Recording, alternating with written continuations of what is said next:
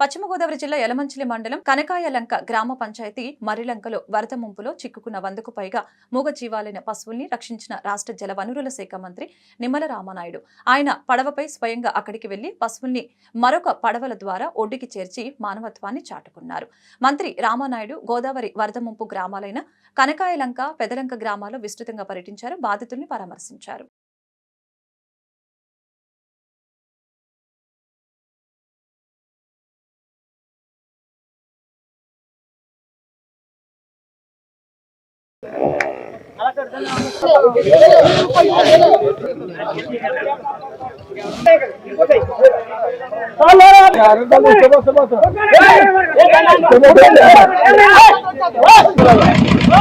మళ్ళీ దీని వెళ్ళిపోద్ది.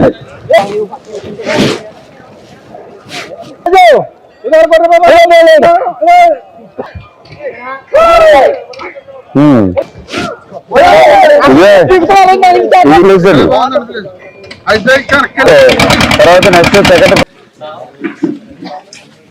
మీరు ఎలా వచ్చారండి?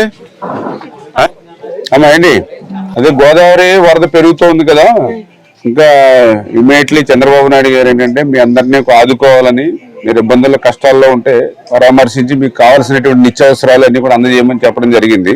ఇంకా మీ ఇళ్లలోకి నీళ్లు రాకపోయినా కూడా ముందుగానే పట్టుకొచ్చేస్తున్నాం. మీకు ఇక్కడ ఎవరు చూసుకుంటారండి? ఇక్కడ ఈ విలేజ్ మీకు ఏదైనా ఇబ్బంది ఉంటే చెప్పండి. మీ గురించి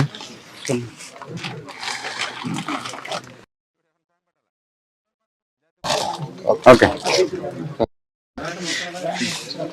ఓకే ఓకే. గోదావరి వరద గ్రామాలు ఏవైతే ఉన్నాయో మరి అక్కడ ఉన్నటువంటి ప్రజలు ఎవరు కూడా చిన్న ఇబ్బందులు కూడా తలెత్తకుండా వాళ్ళకి కావాల్సినటువంటి బియ్యం, నిత్యావసర సరుకులు ఏవైతే వాళ్ళకి ఇంకా వాటర్ కానీ అదేవిధంగా శానిటేషన్ కానీ ఇట్లా ఏవైతే అవసరాలు ఉన్నాయో అవన్నీ కూడా దగ్గరుండి పర్యవేక్షించమని ఏదైతే గౌరవ ముఖ్యమంత్రి చంద్రబాబు నాయుడు గారు ఇచ్చినటువంటి ఆదేశాల ప్రకారం మరి ఈ రోజు కూడా మన యలమంచిలి మండలం కనకాయలంక, పెదలంక గ్రామాలని సందర్శించడం జరిగింది.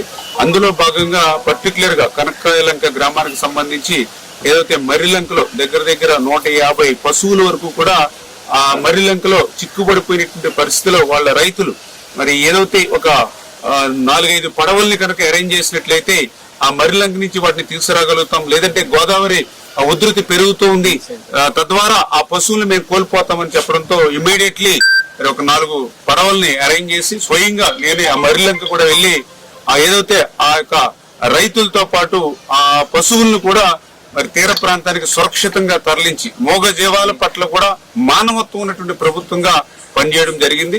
అదేవిధంగా ఈ కనకాయలంక, పెదలంక ఏదైతే ఈ యొక్క పాలకొల్లు నియోజకవర్గంలో దగ్గర 11-14 ముంపు గ్రామాలు ఏవైతే ఉన్నాయో ఇంకా వాళ్ళ గడప నీరు తొక్కకుండానే వాళ్ళకి సాయం కూడా గతంలో ఎప్పుడు లేనిటువంటి విధంగా ముందస్తుగానే 25 కేజీల బియ్యం, కేజీ కందిపప్పు, కేజీ ఆయిల్ ప్యాకెట్, కేజీ ఉల్లిపాయలు, కేజీ